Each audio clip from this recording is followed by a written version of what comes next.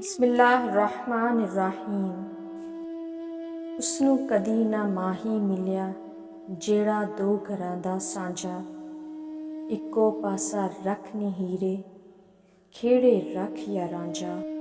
हराम भी पीती जांदे हो, नमाज़ां भी नीती जांदे हो, हज भी कीती जांदे हो ते लहू भी पीती जांदे हो।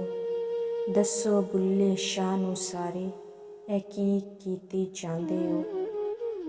तेरे पल्ले रहिंदा कख नहीं जे वेखण वाली अख नहीं।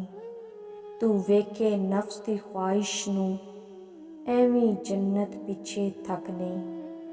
जे राज़ी होवे नच नल ऐ सौदा सस्ता घट नहीं।